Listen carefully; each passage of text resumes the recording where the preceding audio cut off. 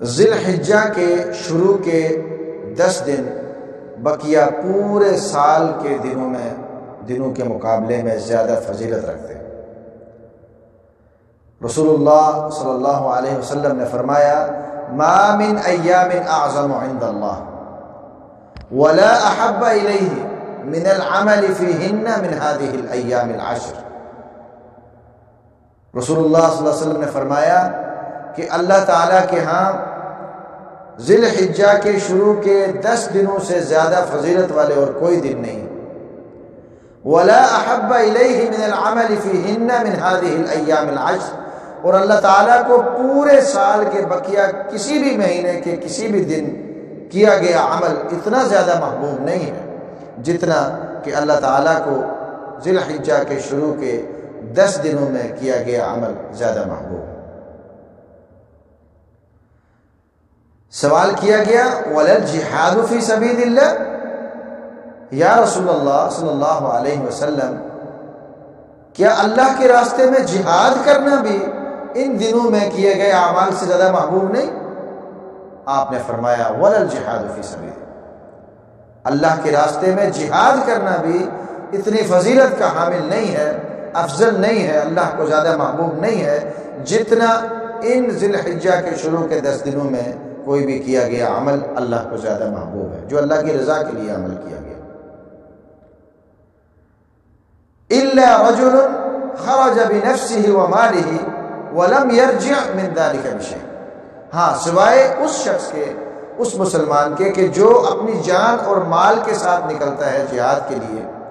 اور واپس کچھ نہیں آتا، اپنے مال کو بھی لٹا دیتا ہے، اپنی جان کو بھی لٹا دیتا ہے، ایسا مسلمان وہ ان دنوں میں کیے گئے اعمال سے زیادہ فضیلت حاصل کر لیتا ہے۔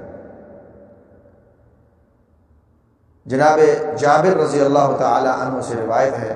کہ رسول اللہ صلی اللہ علیہ وسلم نے فرمایا افضل ایام الدنیا ایام العشر، افضل ایام الدنیا ایام العشر،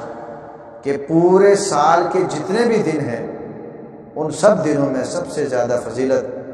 والے دن، سب سے زیادہ افضل دن ذی الحجہ کے یہ شروع کے 10 دن۔ امام ابن تیمیہ رحمہ اللہ فرماتے ہیں کہ اگر راتوں کا اعتبار کیا جائے تو رمضان المبارک کی آخری راتیں وہ بقیہ سال کی ساری راتوں سے افضل ہیں، لیکن اگر دنوں کا اعتبار کیا جائے تو یہ ذی الحجہ کے شروع کے 10 دن یہ بقیہ پورے سال کے دنوں میں افضل۔ فَأَكْثِرُوا فِيهِنَّ مِنَ التَّحْلِيلِ وَالتَّحْمِيدِ وَالتَّكْبِيرِ، بس چاہیے کہ ان 10 دنوں میں زیادہ سے زیادہ لا الہ الا اللہ، لا الہ الا اللہ،